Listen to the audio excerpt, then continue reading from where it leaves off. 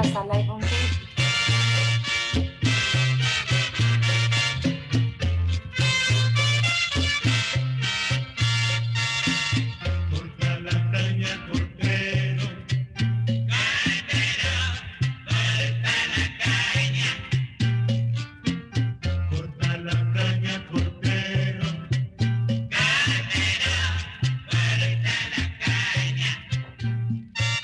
Bueno, y volvemos a las voces del libro, el programa institucional de la editorial de la Universidad del Rosario, que se transmite por U Rosario Radio, y estamos muy contentos. Escuchamos los acordes de una obra de Hansel Camacho. Esta obra fue muy importante hace unos 35, 40 años, porque era la banda sonora de una novela y cuenta las historias de los cortadores de caña en los ingenios de azucareros en el Valle del Cauca.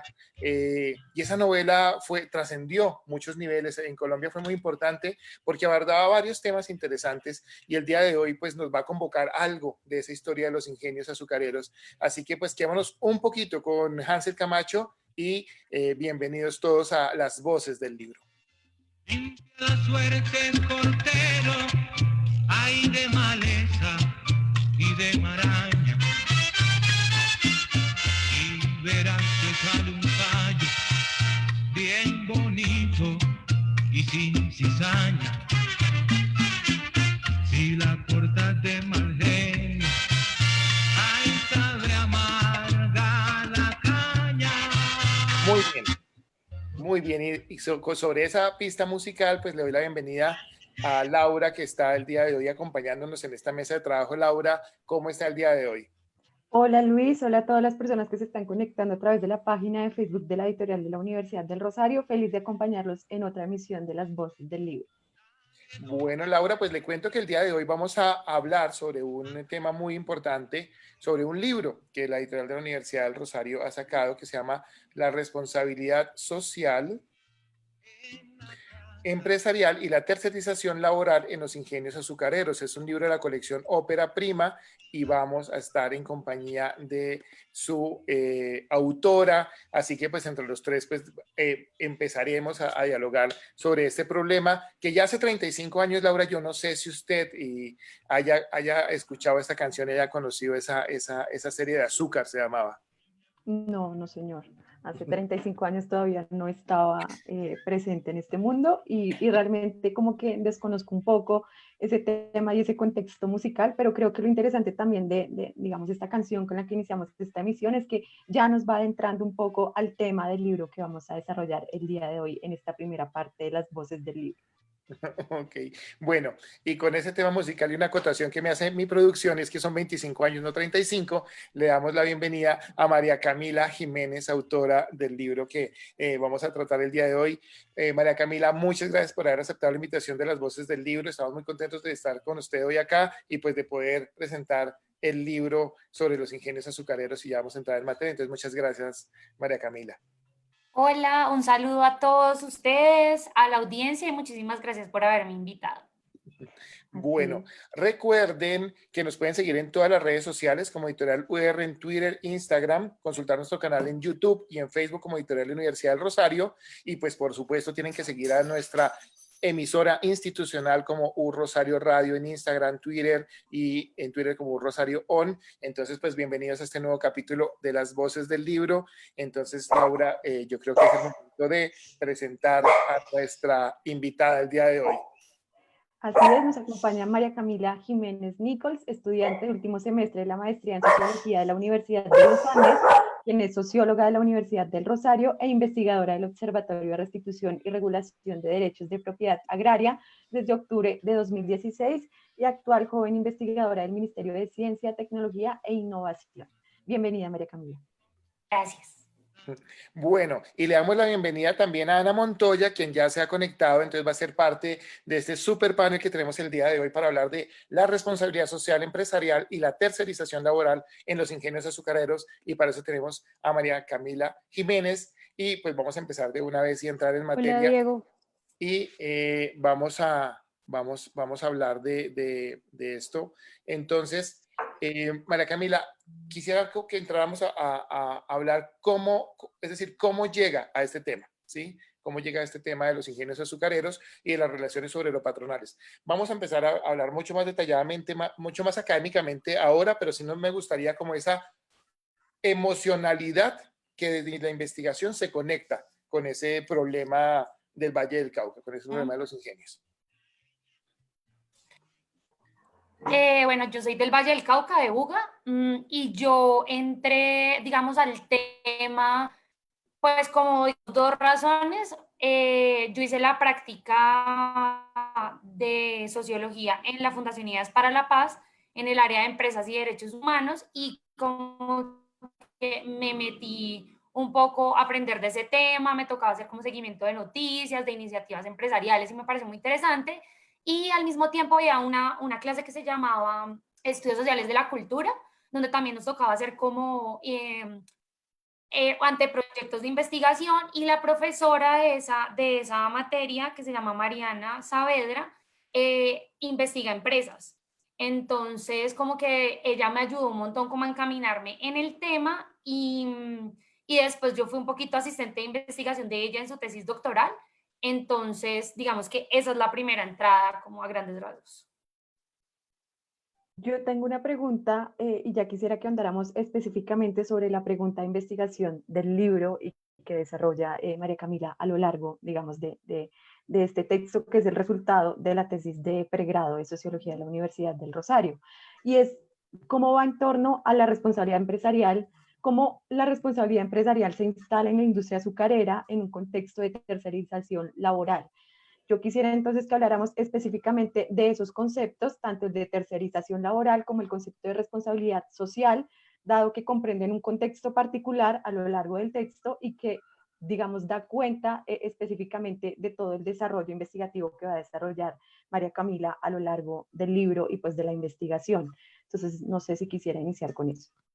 Pues bueno, la pregunta, digamos que creo que sí se fue construyendo a lo largo de la investigación, que fue pues larga y tortuosa para los que estén haciendo la tesis de pregrado. No tengan miedo, es muy duro. Y ya después como que se fue construyendo, yo entré muy enfocada en la responsabilidad social empresarial, y cuando me encontré, digamos, con el campo, me di cuenta que era fundamental, digamos, los conflictos laborales que habían ahí. No sé si ustedes recuerdan los dos paros de corteros del 2005 y del 2008. Digamos que marca totalmente el campo en el que yo estoy y pues obviamente la vida de las personas que están ahí metidas. Yo, digamos, ya entonces empiezo con la responsabilidad social empresarial, y algo que me parece importante recalcar es que no me enfoqué como otras personas en la relación con la comunidad o en la relación con el medio ambiente que tienen estas empresas, que también son temas muy válidos y muy interesantes de tratar en ese escenario, sino que me enfoqué solamente en las relaciones laborales y con los corteos de caña. Posteriormente, yo cambié de director de tesis y empecé a trabajar con Natalia Berti, y Natalia está súper interesada en la precarización laboral. Entonces, como que ya es como que se configura mucho mejor el problema de investigación, y entonces me intereso o nos interesamos más en analizar entonces la tercerización laboral que se da legalmente en los ingenios desde el 2000 hasta, digamos, hasta el 2012, y la relación que tiene la responsabilidad social empresarial. Por último, ahí diría que la responsabilidad social empresarial yo la marco como el inicio, la firma con el Pacto Global, que las empresas firmen el Pacto Global. La mayoría de los ingenios lo hicieron como en el 2010, y Azocaña lo hizo en el 2005. Listo. Bueno, buenos días a todos. María Camila, a mí me gustó mucho tu tesis de grado y me interesó sobre todo porque a pesar de que el Código Sustantivo del Trabajo y los académicos dicen que el derecho laboral es un vehículo para proteger al trabajador, pues en la práctica vemos que no es así, que por lo general se usa para blindar a las empresas y para protegerlas. Tú ya mencionabas dos paros, bueno, huelgas muy importantes, una en el 2005 y otra en el 2008. Sí. Yo quisiera que nos hablaras un poco más de eso, puesto que, bueno, para mí, en mi opinión, la huelga es uno de los pocos derechos que reivindican al derecho laboral y hacen que se proteja al trabajador. Pues a ver, en lo que yo encontré, digamos, no sé si vieron como en el segundo capítulo hay como una descripción de las formas en que se han contratado a los corteros.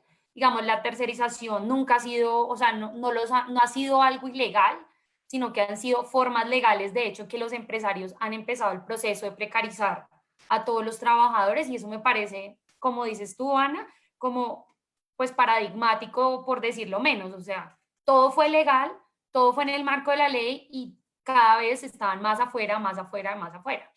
Eh, los paros digamos, en el del 2005 habían como tres formas de contratación, creo que eran las empresas asociativas del trabajo, contratos sindicales y personas como terceros contratistas. Y ahí, digamos, algo que es impresionante y que después de haber terminado la tesis y haber escrito el libro, he encontrado que en muchos lugares de América Latina, rurales, se sigue este, es que les pagan a través de mercados, o sea, que las mismas personas que los contratan tienen mercados donde las personas tienen que endeudar su sueldo y así obviamente los amarran y los precarizan un montón. Entonces, en lo que yo reconstruí con los trabajadores, eso fue como un momento fundamental donde ellos dijeron, no podemos más, o sea, ya las deudas no se pueden salir porque tenían comprometidos 1, 2, 3 sueldos. Y entonces como que explota esta primera huelga. Mm, y digamos, en una, buscando prensa así como sin hacerlo de manera súper sistemática ni mirando bases de datos súper extensas como la del CINEP, no hay muchísima información. O sea, no es fácil determinar de qué días a qué días fueron, hay pocos blogs, o sea, si uno se mete en internet no hay tanta información. Y el del 2008 fue un poco más grande, igual ambos han sido súper fuertes y digamos, sí es impresionante como las formas en que la gente lo narraba. No sé si ustedes vieron que era como uno de los gerentes de los ingenios era pues nos secuestraron adentro del ingenio, pero digamos que yo creo que sí es, o sea, la huelga los defendió. Yo creo que gracias a las huelgas alcanzaron las mejores condiciones laborales que tienen hoy. Creo que hoy en día va a ser muy difícil volver a hacer una huelga de la magnitud que se hizo. Primero porque cada vez hay menos corteros y segundo porque, pues porque hay unos, ya los que están afuera. Los que son proveedores, pues ya no tiene ningún sentido hacerle huelga pues a las empresas chiquitas y obviamente es mucho más fácil como lo que tú decías, como contractualmente, tal vez decir como, miren, ellos no son nuestros trabajadores, no tienen por qué estarnos haciendo huelgas a nosotros y pueden mostrar probablemente contratos laborales con empresas chiquitas, que son las empresas de trabajo, las empresas de corte, que son como la última forma de tercerización laboral. No sé si eso responde tu pregunta.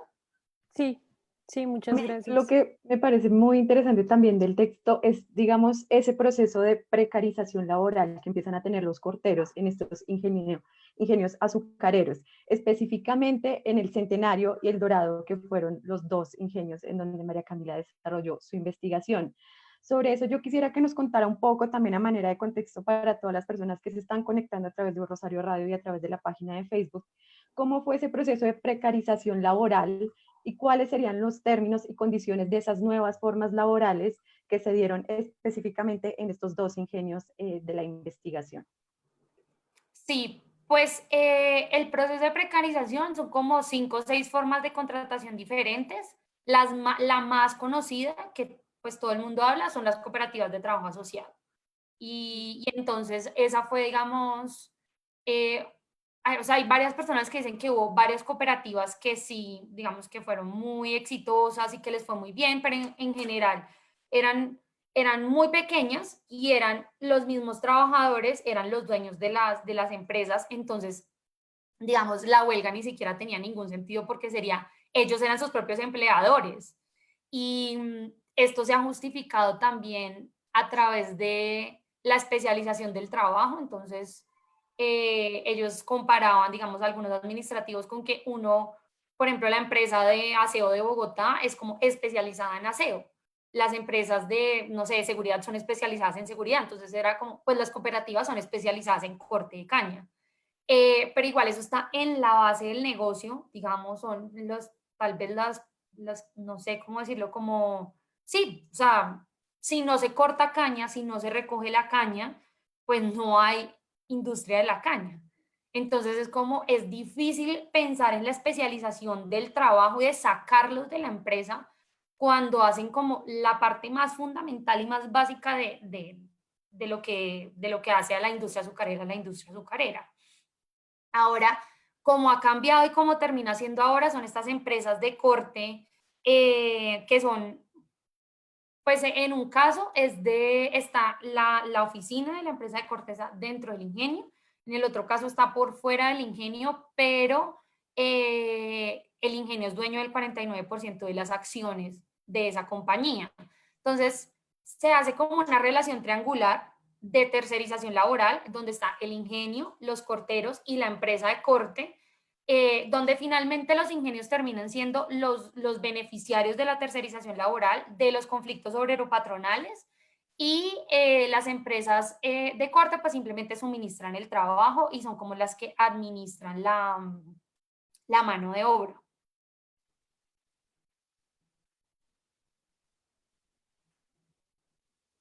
Micrófono, Luz. Gracias, María Camila. Tenemos unos mensajes de redes. Andrea, espera un segundito porque aquí me escribieron y dice, Alexander Luna Nieto se conecta desde Cali y dice gracias por estos espacios. Andrea Gamboa dice María Camila Jiménez Nichols, pone florecitas, corazones, corazones, corazones. Y Lorena Moreno dice hay que incluir los prestadores de servicios en la precariedad laboral. Así que con esa afirmación de Lorena, pues que puede hacer a manera de pregunta, también quería, María Camila, que ahondáramos también en las herramientas y los instrumentos que utilizó para la investigación, ¿sí? Y cuál fue como esa metodología que utilizó, con quién se contactó, que nos cuente un poco de esa construcción metodológica de la investigación. Pues fue cualitativo.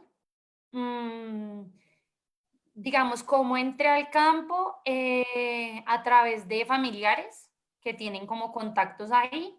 Pedí permiso, digamos, con las oficinas de recursos humanos, de relaciones industriales de los ingenios. Fui como a 3. Finalmente, en uno me dijeron que para poder acceder digamos, al ingenio, yo tenía que entregar como el documento antes y ser aprobado por ellos para publicación. En los otros 2 sí fue mucho más libre. En principio yo quería ir como a los cañaduzales, a estar con los trabajadores, pero pues, o sea, ser mujer y hacer investigación de trabajo de campo sola, pues es un riesgo que no todas tenemos por qué correr, y pues finalmente dije como, pues hubiera sido súper chévere, tal vez los datos hubieran sido más lindos, más ricos, pero eso no salió siendo así. Me da miedo, la verdad, estar sola, no saber dónde, mil cosas que pueden suceder. Entonces finalmente terminó siendo mucho como avalado por los ingenios donde lo hice y en sus oficinas, lo cual obviamente es una limitante, digamos, porque hay que tener en cuenta que las personas con las que me dieron la entrevista a mí estaban al lado, digamos, de sus empleadores. Entonces, la herramienta principal sí fue la entrevista a profundidad, y hubo trabajo de archivo y revisión de literatura, digamos, extensa sobre el tema. Principalmente creo que diría eso. Ya para lo que me pareció más difícil realmente fue el análisis de los datos después. Lo hice a través de teoría fundamentada y era como utilizar categorías que vienen de la literatura con categorías emergentes del campo para así sistematizar los datos a través como de un, ¿cómo es que se llama? De un índice comentado, que es como la tabla de contenidos, pero donde cada pedacito tiene un objetivo súper particular y ya irlo llenando de contenido. Listo, muy interesante, María Camila. Un segundito, Nosotros, Ana, una preguntita chiquita que nos llegó dale. es Laura Reyes pregunta, ¿cuánto tardó la investigación? Y Daniel Pardo te felicita por la investigación y por la conversación que estamos desarrollando. La investigación yo la hice, digamos, como el grueso de recoger datos, como en 3, 4 meses. Pero después el análisis de los datos fue o sea, yo pensé que no me iba a graduar, sinceramente. No, o sea, es de verdad. Y pues como 1 año o sea, chapaleando que no era capaz, no era capaz, no era capaz, y después con, digamos, con la ayuda de Natalia, que fue fundamental, o sea, sin ella no lo hubiera podido hacer. Ya cuando logré hacerlo, fueron como 6 meses de análisis de datos y como montar bien la estructura y como 3, 4 meses de escritura, ya, pues hasta que salió la tesis. Listo. Y bueno, yo te quería hacer dos preguntas. La primera es que vemos que en la investigación se evidenció que debido a los descuentos que le hacen a los trabajadores y a la intermediación de las cooperativas de trabajo asociado, las empresas se ahorran alrededor de 46 millones.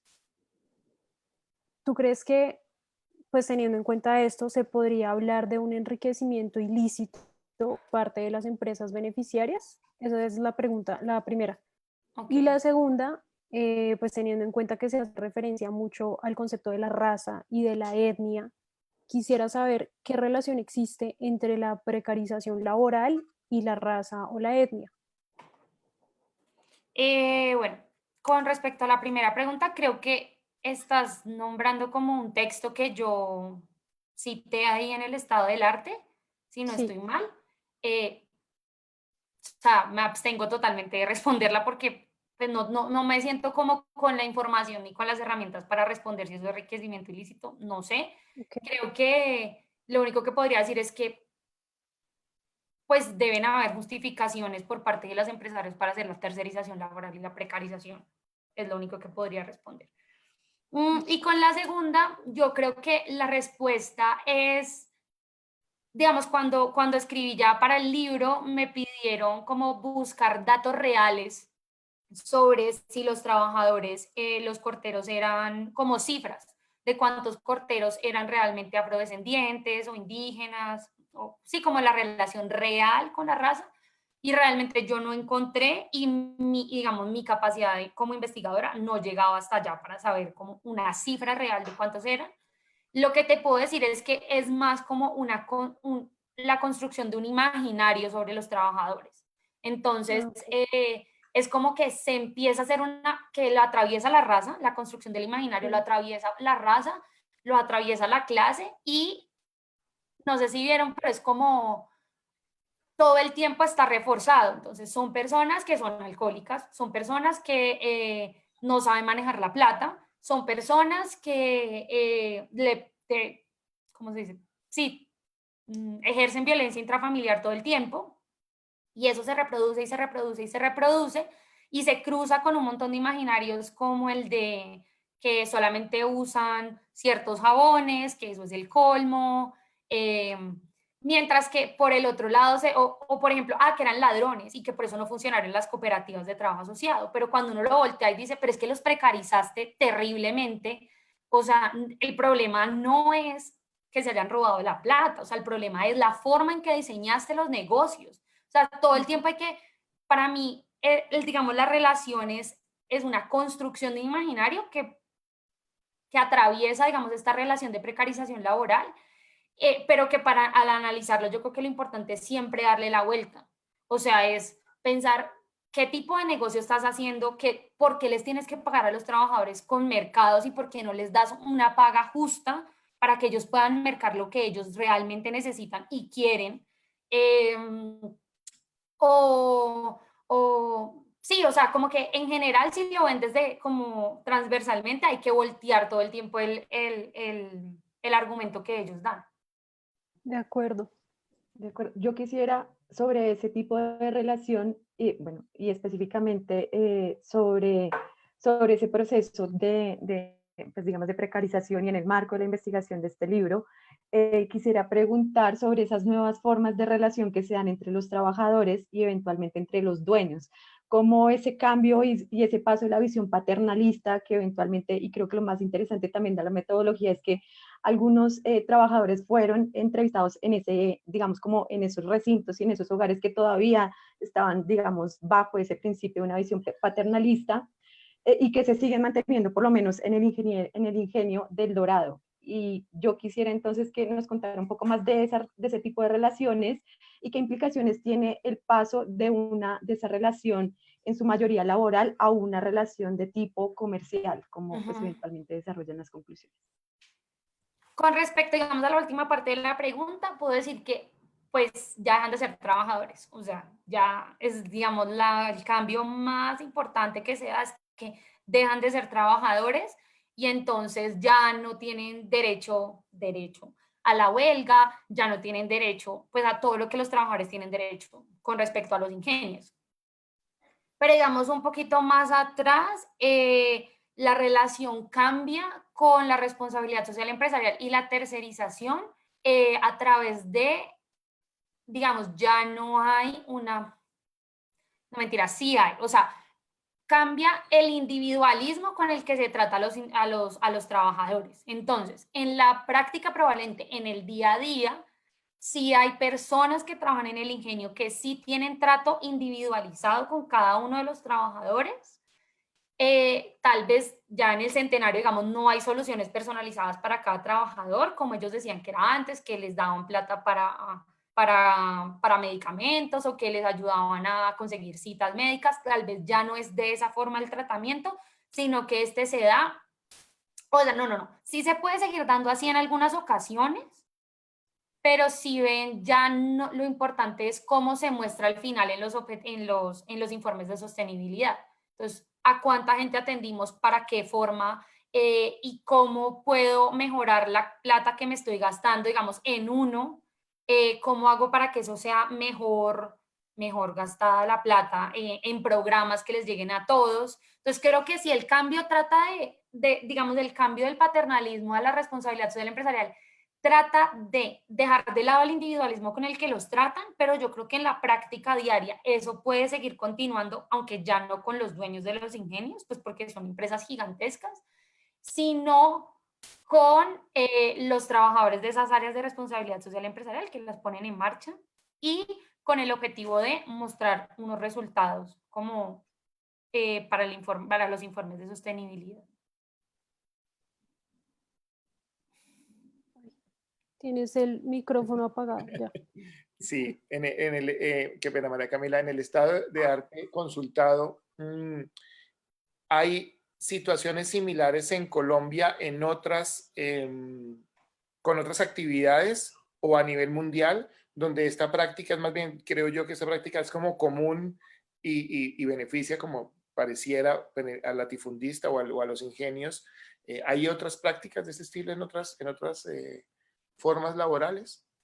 Pues mira que no soy experta en el tema, pero yo creo que sí, digamos, en Colombia podría estar en el negocio de la palma, digamos, como los cambios que se han dado, los tipos de contrataciones que se dan. Yo creo que en general es como algo que puede estar presente en diferentes agroindustrias, que creo que habría que mirar con detalle, porque sí es interesante ver cómo si también, por ejemplo, en Colombia, para comparar si también se han precarizado los trabajadores, y en el resto de Latinoamérica, por ejemplo, para ver que también como qué tipos de cultivos generan estos tipos de contratación. Entonces, no sé, digamos, yo creo que sí hay como una literatura que está súper enfocada en eso, sobre trabajadores rurales, y yo creo que sí, digamos, esto puede llegar a dialogar con eso, y puede ser, digamos, un hueco no haber metido o no, sí, no haber puesto a dialogar mi texto con esa otra literatura de América Latina sobre trabajadores precarizados. Yo creo que sí pudo haber faltado, pero pues uno igual toma decisiones como, pues esto es lo que hay. Claro. Y bueno, una cosa que a mí me llamó mucho la atención es que se menciona en la tesis que esta construcción de ingenios, o bueno, esta forma de trabajo, sirvió para contener la violencia bipartidista. Explícanos con más detalle cómo fue eso, qué implicaciones tuvo. No sé a qué hacer referencia. Tú dices en una parte que al inicio de que se formara Manuelita, Azúcar Manuelita y todos Ujú. estos ingenios, eso hizo que la violencia que había conservadores liberales se contuviera un poco, porque empezaron a mediar como que la iglesia y vemos que, Mm, bueno, cuando hablamos de la responsabilidad social empresarial, vemos que las empresas no eran las que asumían, digamos, la educación, la salud y todas esas cosas, sino que era la iglesia. Entonces, como la iglesia tuvo una influencia política muy importante en esa violencia, como que eso ayudó, o sea, el hecho de que la iglesia se hiciera cargo de esos beneficios, de esa, digamos, seguridad social, ayudó a que se contuviera un poco esa violencia que había. O no sé si me equivoco, eso fue lo que entendí, explícanos. Ya te entendí. Pues lo que yo documenté ahí es más, no era como la violencia bipartidista, sino más bien como las confrontaciones entre los ingenios y sus trabajadores. Y, o sea, como ¿cómo se dice? Como los choques patronales que se establecen en las empresas. Y ahí el rol de de la iglesia fue fundamental porque los ingenios eran casi pueblos, o sea, todo Ujú. estaba adentro del ingenio, entonces vivía el dueño del ingenio, vivían sus trabajadores, había peluquería, había cosas para, digamos, para divertirse, adentro de los ingenios. Y ahí el rol de la empresa, perdón, de la iglesia es fundamental porque ellos, pues obviamente en trabajo mancomunado con la empresa, son Sí. que brindan como la educación, que era lo que tú decías, y respecto a esos choques, pues lo que ellos dicen es que la empresa siempre como que jugaba para que los sindicatos no fueran tan beligerantes, digamos. Ujú. Y eso era lo que narraban en El Dorado, que cuando crearon el sindicato de trabajadores, el padre estaba aterrado y como que siempre trataba de mediar para que no le pidieran, no se desmidieran pidiéndole a la empresa y al dueño de la empresa. De acuerdo. Listo, Yo gracias. quisiera hacer una pregunta antes de cerrar, porque lastimosamente el tiempo se nos está agotando, y es pensar un poco qué de pronto áreas de investigación o temas de investigación se podrían plantear y quedan, digamos, a la luz a partir de esta investigación, como qué sigue después, qué sería interesante investigar. Pues yo creo que con lo que ustedes me han preguntado, hay muchos temas que, digamos, quedan sobre la mesa. Es, pues, cómo pasó en otros ingenios, por ejemplo. El mismo tema. La relación con las comunidades, digamos, como, pues, o sea, eso está más estudiado tal vez en el norte del Cauca. No, digamos, no desde la responsabilidad social empresarial, sino más como desde esta política del buen vecino y de la relación que se establece con las empresas y las comunidades que están ahí y los conflictos por la tierra, la recuperación de la tierra, de la madre tierra, de los indígenas y demás. Creo que también se pueden hacer preguntas sobre otras agroindustrias en Colombia y cómo pues están los trabajadores ahí. Y por último, hacer comparaciones, yo creo también con otros lugares de América Latina que también tengan este tipo de agroindustrias. Y digamos, para mí, la responsabilidad social empresarial un poco más hacia arriba, como cómo se está dando en Colombia, cuáles han sido los cambios y cómo está, digamos, qué implicaciones tiene.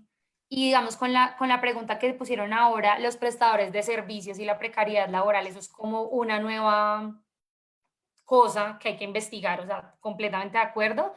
Y tal vez ya no en los ingenios, ¿sí me entienden? Porque tal vez el tipo de negocio de los ingenios no está tan así, pero pues vemos Uber y demás, que obviamente todo el campo de investigación del mundo. Bueno, muchas gracias María Camila por esta entrevista, por haber pues puesto este libro a consideración pues del público de la editorial. Pues recuerden que Gracias. el libro lo pueden conseguir en el repositorio de la editorial de la Universidad del Rosario si son estudiantes, lo pueden conseguir a través del ebooks de la editorial de la Universidad del Rosario, pueden conseguir la investigación que dio lugar a este libro, porque el libro tiene unas pequeñas correcciones en JSTOR, es decir, está en las plataformas, o sea que a nivel mundial pueden leer este texto. Yo creo que es muy, muy importante para el desarrollo de pensar este problema de las relaciones obrero-patronales, que yo creo que es bastante conflictivo y además uno se como que se asusta. Entonces, muchas gracias María Camila, y bueno, a todos los que están conectados con nosotros, pues no se despeguen, seguimos en las voces del libro, y ya vamos con nuestra segunda parte de la sección. Muchas gracias María Camila y hasta Gracias. pronto. Hasta luego, María Camila, muchas Chao. gracias. Que estén Gracias, María bien. Camila.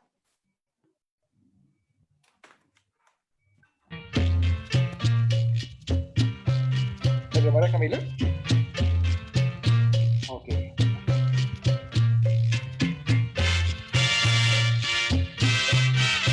¿Tenemos estudiantes? Laura. ¿Y hay estudiantes? Corta la caña, cordero.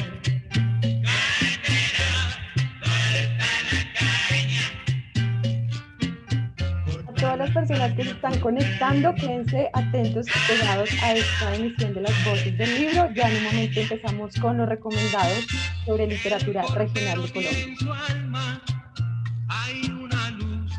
Las voces del libro, programa de la editorial de la Universidad del Rosario. Rosario Radio. Siempre conectados a través de tus sentidos.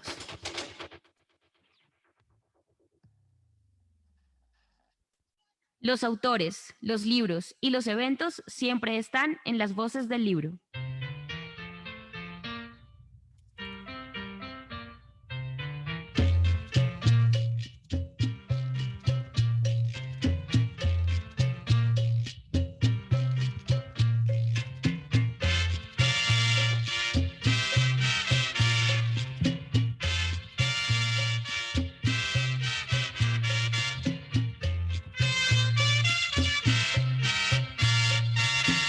Corta la caña, cordero.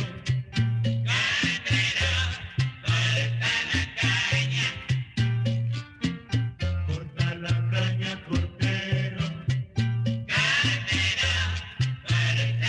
Bueno, y volvemos a las voces del libro, a otra emisión de recomendados sobre literatura regional. En esta ocasión, pues nos encontramos solo los panelistas de las voces del libro, porque nuestro invitado estudiante tuvo problemas con la conexión. Sin embargo, antes de pasar a hablar del tema y que Luis Izquierdo nos comente de qué viene la sesión del día de hoy, quiero recomendarle a todas las personas que se están conectando a través de Facebook Live de la editorial de la Universidad del Rosario y a través de las voces del libro por Rosario Radio, que por favor nos escriban, se comuniquen con nosotros a través de las redes sociales, donde nos encuentran como Editorial UR, y nos escriban si están interesados en participar en esta sección de recomendados, en donde tratamos de alejarnos un poco de la literatura, de los libros de la academia y centrarnos específicamente en otros géneros literarios y en otras formas también de fomentar los procesos de lectoescritura de estudiantes, docentes e investigadores. La idea es que ustedes nos puedan contactar y pues puedan ser parte de estos espacios, porque recuerden que la editorial más que academia son múltiples formas de ver el mundo.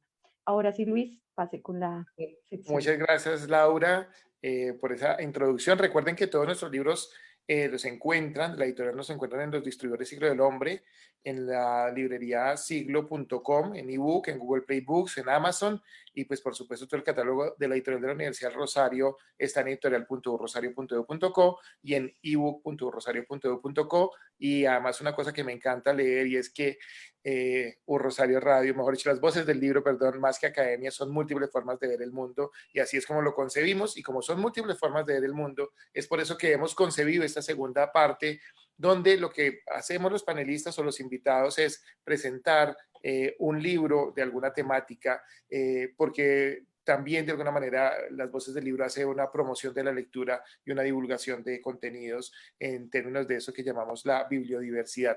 Entonces el tema de hoy es la producción literaria o editorial desde las regiones, ¿sí?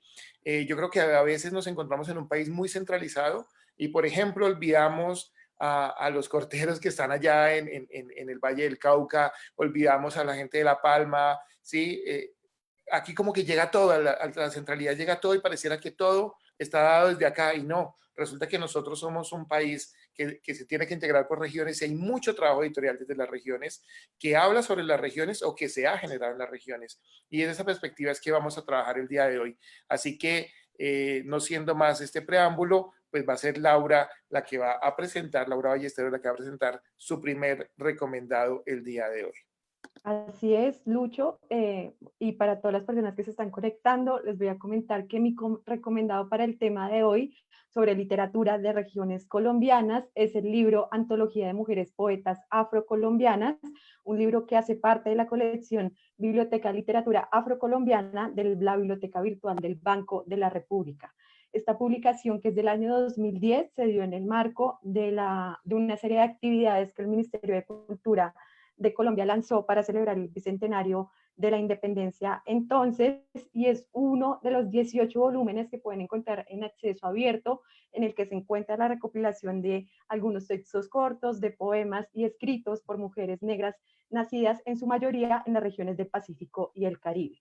Esta antología que encuentran, como ya les dije, a través de la página y de la biblioteca virtual del Banco de la República, comprende más de 390 textos de 58 mujeres de distintas procedencias y, son relatos que se encuentran divididos por periodos. Entonces estamos hablando de textos de mujeres que nacieron en 1940 hasta mujeres que nacieron en 1980. Entonces realmente es un libro muy interesante, son textos cortos que recopilan un poco las experiencias afro de las regiones, las experiencias culturales y sociales que empezaron a desarrollar estas mujeres dentro de las comunidades y dentro de las sociedades específicamente de estas regiones del Pacífico y el Caribe. Es un libro muy interesante, son textos muy valiosos, sobre todo para hablar específicamente de esta pequeña introducción que nos dio Lucho, y es pensar un poco cómo nos descentralizamos entonces incluso la literatura, que a veces deja de lado las voces y experiencias de este tipo de comunidades y de otras regiones que se encuentran a lo largo del país.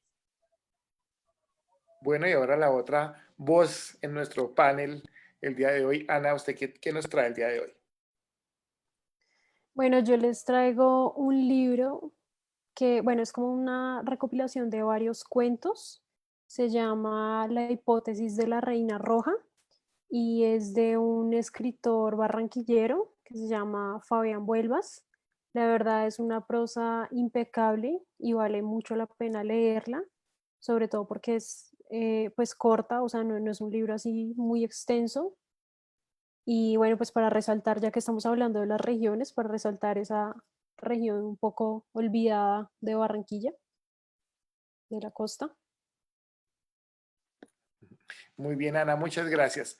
Bueno, como ahora me toca a mí, es mi turno, yo casi siempre tengo que de alguna manera estar como conectando cosas y me impresionó mucho el libro de María Camila, por todo lo que cuenta, por todo lo que hay detrás y además porque pues porque el azúcar hace parte del consumo de todos los colombianos, no hace parte como de nuestra forma como hemos recibido la energía, y pues a veces es importante eso.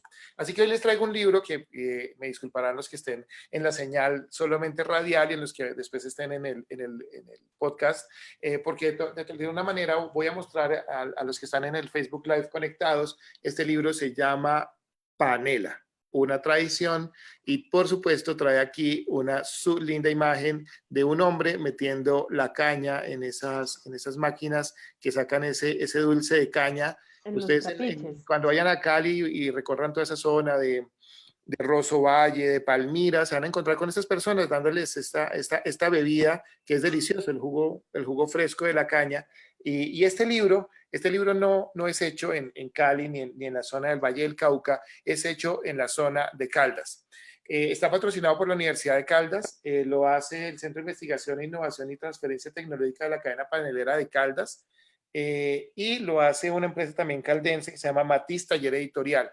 Entonces eso es un tema muy interesante, además porque además está gráficamente, lástima se lo van a perder los chicos que estén solamente en el audio, pero tiene ilustraciones y tiene algo que me parece muy bonito también resaltar, es que tiene las historias de las personas que trabajan, ¿sí? Porque es que detrás de la comida, detrás de eso que llamamos, no sé, bueno, de la seguridad alimentaria, hay una serie de personas que están allí detrás, y sería de verdad muy importante que volteáramos los ojos hacia allá y miráramos esa cantidad de personas que están detrás de esa cantidad de corteros que están allí, y no solamente trae a las personas que desarrollan el trabajo con la panela, sino que trae también recetas y unas fotografías. Aquí está el que en Bogotá llaman peto, pero que se llama mazamorra, que es la mazamorra dulce antioqueña. Bueno, están las recetas, está todo lo que se puede producir con la panela, ¿sí? Dulce de cascos de guayaba, pero con panela, y están las fotografías para que se antojen antes de ir a almorzar. Y este libro, entonces, pues lo hace Matiz Taller Editorial, una editorial caldense, con el apoyo del gobierno de Caldas, de la Universidad de Caldas, del municipio de Supia, donde está BECDAU, que es el Centro de Investigaciones, Innovación y Transferencia Tecnológica de la cadena panelera de Caldas. Y pues bueno, ese es el trabajo que se hace desde la región, es un trabajo importantísimo de gran envergadura, un libro precioso que les quería traer hoy acá, además con este fondo de la panela y con Hansel Camacho contando la historia de los corteros y que ojalá las leyes trataran de beneficiarlos y no de hacer otra cosa. Pero bueno, ese será otro programa en otra oportunidad. Yo creo que el Entonces, texto y el recomendado de Luis, dime, Laura. que yo creo que el texto y el recomendado de Luis tiene un plus y es eventualmente, digamos, como a partir, digamos, de una práctica muy cultural como es el tema de los trapiches, de la producción de panela, de la, digamos, de todo este proceso de la caña de azúcar, como también se empiezan a configurar otras nociones alrededor de la gastronomía, de la cultura, sobre todo porque también se me viene a la mente un libro que nos recomendó una de nuestras panelistas de las voces del libro, a quien le mandamos un saludo porque sabemos que está supremamente conectada, María Camila Núñez, y es este libro que tiene la editorial de la Universidad del Rosario de Vivir Sabroso. Y también recuerdo que el recomendado y lo que ya nos comentaba de este libro es que eventualmente también, digamos, daba cuenta un poco de la diversidad cultural a partir, digamos, de situaciones y de contextos culturales muy interesantes como la música, como la comida, como, digamos, los procesos digamos, de cultura, de arte, la producción un poco manual de ciertos productos de dicha región. Y creo que lo interesante es eso, o sea, este plus, y me encanta ese libro no solo porque es ilustrado, sino porque además tiene esas recetas que también hacen que sea muy propio y que uno como colombiano se sienta totalmente, digamos, reconocido y valorado, porque realmente la panela es algo digamos, en el exterior se pide mucho y es algo como exótico, como interesante, como muy valioso. Entonces me parece supremamente interesante y me llama mucho la atención, además porque hace parte de esos procesos que tienen estas universidades y estas organizaciones para promover y para de alguna manera materializar estos procesos culturales y estos, sí, digamos como estos procesos ya sociales en dichas regiones. Entonces supremamente me gustó mucho su recomendado. Es anecdótico que cuentan en las historias de los ciclistas que cuando ellos estaban compitiendo en los años 80, pues ellos tenían en la parte de atrás panela, ¿no? Que era lo que les daba las calorías, Sí. sobre todo cuando estaban subiendo y que los europeos les preguntaban que qué era eso que estaban sacando de ahí, ¿no? Y era, pues, era solamente la panela. Laura Y Reyes. bocadillo, ¿no? ¿Cómo? Panela y bocadillo, creo que bocadillo Panela y Y el también bocadillo. tenían bocadillo, entonces. sí. Laura Reyes nos dice las dos recomendaciones son súper lindas y pone 1, 2, 3, 4, 5 caritas de amor con corazones en los ojos. Entonces, gracias Laura por estar conectada a las voces del libro, el programa institucional de la editorial de la Universidad del Rosario, que se transmite por Rosario Radio. Bueno, pues no, qué bueno el tema frente a la novela, porque quería contarles algo de la novela también. Es una novela que fue un éxito rotundo hace 25 años. Contaba la historia de una familia que tiene un ingenio azucarero. La hija, obviamente una hija criada en cuna de oro, como dicen por ahí, que se enamora de un cortero. Sí, que no me acuerdo quién era el personaje, pero era un hombre afro y la mujer sí me acuerdo que era la directora se me olvidó, se me puede en este momento. Bueno, en todo caso los dos protagonistas eran muy famosos. Hace unos 3 o 4 años hicieron un remake de esa serie, no tan afortunado, trataron de centrar un poco la historia también en los procesos de las relaciones de poder que hay entre los patrones y los corteros, y también un poco las relaciones que se dan con las familias del Valle del Cauca y esas relaciones como de neoesclavitud y además de segregación racial, que son muy, muy, muy fuertes allí, ¿no? Entonces, yo creo que desde esa perspectiva, pues no solamente las investigaciones científicas y académicas como las que nos presenta María Camila Jiménez, nos colabora mucho, sino que también pues obviamente las producciones cinematográficas o productos audiovisuales también permiten entender este tipo de situaciones que se van gestando en un momento determinado en la historia de un país como el nuestro, bastante desigual y que sigue de alguna manera promoviendo esas desigualdades en bastantes ámbitos. Entonces, que no quería irme sin que contáramos esa escena ese leitmotiv de las novelas de hoy. De acuerdo. Yo quisiera agregar que lo interesante, por lo menos de este recomendado en particular de la emisión del día de hoy, es que realmente, digamos, como que toda esta producción, independientemente si es literatura o si responde de pronto a un producto audiovisual o radiofónico, como a veces pasa, digamos, con estas propuestas, digamos, también de asociaciones regionales, de emisoras regionales que tratan un poco de desarrollar narrativas alrededor de las prácticas y situaciones sociales y culturales de dichas regiones, es que apuntan también a una producción y a una mirada incluyente y diversa de las distintas identidades culturales, de las distintas etnicidades que tenemos en Colombia. Creo que además, y específicamente con el texto que yo recomendé, Antología de Mujeres Poetas Afrocolombianas, es que realmente este tipo de productos también pueden aportar considerablemente todos los procesos de formación y educación que se desarrollan en las regiones, y es pensar que estos libros pueden eventualmente ser parte, digamos, del plan de estudio de niños de dichas regiones, un poco también para incentivar y fomentar, digamos, la práctica y la memoria de, digamos, de esos recursos culturales, sociales, digamos, de comunidades específicas. Entonces creo que es algo muy interesante también pensar en la diversidad, digamos, de productos que también, digamos, que dependen mucho y casi son como una conclusión también de las particularidades colombianas que tenemos como sociedad, y que realmente dan cuenta de una forma de narración y una forma, digamos, de memoria colectiva sobre prácticas que pues eventualmente con este cambio de los, pues digamos, con el paso de los años, con el tema de las nuevas tecnologías, de la nueva globalización, pues eventualmente van a tener y van a sufrir cambios considerables. Entonces creo que estos procesos de novelas, de textos, de cuentos, de poemas colectivos, pues digamos, son como una respuesta y una forma, digamos, de poder volver a las raíces y de mantenerlas a lo largo del tiempo. Totalmente de acuerdo, Lau y Luis. Bueno, ya estamos llegando como al final del programa, así que pues recuerden que estamos en las redes sociales, en Twitter como @editorialur y en Instagram como @urrosario radio, para que nos estén siguiendo. Estamos también en Facebook, Instagram como @editorial_ur y en Pinterest también.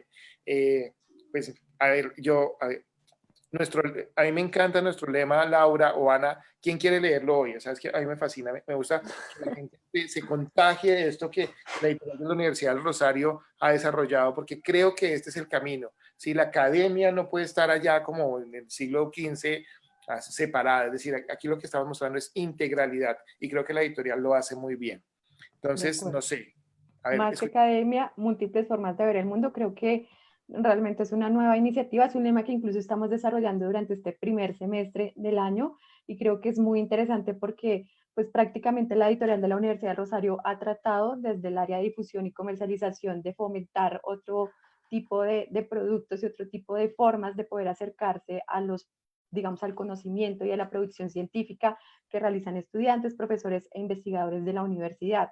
Entonces creo que es a través, digamos, de este tipo de medios, de programas radiales, de presentaciones de libro, de jueves de revistas, de charlas con la editorial y una cantidad de, digamos, de emisiones y de secciones que también desarrolla la editorial de la Universidad del Rosario, es que nosotros podemos acercarnos a la comunidad rosarista y a la comunidad en general y poder darles un poco, digamos, una prueba digamos, de lo que sería la producción académica en las universidades. Entonces creo que es muy interesante, creo que este lema le pega sobre todo en este segundo semestre del año, en donde pues claramente por el tema de las circunstancias y del tema de la virtualidad, pues hemos tratado de desarrollar estrategias que van muy en el marco de nuevas dinámicas y de nuevas formas de producir y difundir conocimiento. Así es, Laura. Y tienen que pasar por la página web de la editorial de la Universidad del Rosario, porque allí tenemos montadas unas colecciones que han a mí no me gusta mucho esa palabra, pero digamos que le han hecho como una selección, la que no me gusta es curaduría, porque se refiere al arte. Han hecho una selección las personas de la editorial con unos paquetes bien interesantes, paquetes de ciencias humanas, de antropología, de cosas de ciencias jurídicas, de las distintas colecciones que tiene la universidad, y los libros están súper económicos. Esas colecciones ustedes las pueden pedir a través de la página web. Ustedes entran allí, escogen la colección, miran los títulos que están metidos en ella y digamos que ahorran un montón de dinero porque pues los libros son muy costosos, pero se los hacen llegar a la puerta de su casa. Ustedes los consienten, los tratan, los leen, los regalan, los difunden y pues hacen todo lo que tiene que pasar con el libro, que está muy interesante todo eso. Así es, yo añadiría que por lo menos la semana pasada se lanzó las colecciones de la Facultad de Ciencias de la Salud y Estudios de la Medicina. Ya hemos lanzado una cantidad de colecciones, incluso solo nos falta lanzar, hacer, digamos, como una inyección de la última colección que va a ser de estudios políticos e internacionales, pero entonces las personas interesadas en poder consultar estos libros rosaristas y poder acceder a ellos a muy buen precio, recuerden que pueden ingresar a la página editorial.urrosario.edu.co y encontrar, digamos, toda la información de los títulos, de los más de 100 títulos que tiene y seleccionó la editorial de UR para que ustedes puedan iniciar este semestre académico que incluso ya empezó esta semana para todos nuestros estudiantes rosaristas. Entonces, supremamente pegados, nos pueden seguir también a través de las redes sociales, ahí van a encontrar la información y van a encontrar también, digamos, la imagen y las piezas que comprenden estas colecciones y estos libros. Bueno, se nos acabó el tiempo, entonces recuerden, Más que Academia, múltiples formas de ver el mundo. Muchas gracias a Laura Ballesteros y Ana Montoya que nos acompañaron el día de hoy, a María Camila Jiménez que nos acompañó con la presentación de su libro. En la producción estuvo a cargo de Diego Garzón Forero y Juan Carlos Ruiz. En el Control Master estuvo Nelson Duarte. La dirección es de la editorial de la Universidad del Rosario. La dirección de Rosario Radio es de Sebastián Ríos. Mi nombre es Luis Enrique Izquierdo y los espero en una próxima emisión de Las Voces del Libro. Muchas gracias por acompañarnos. De maraña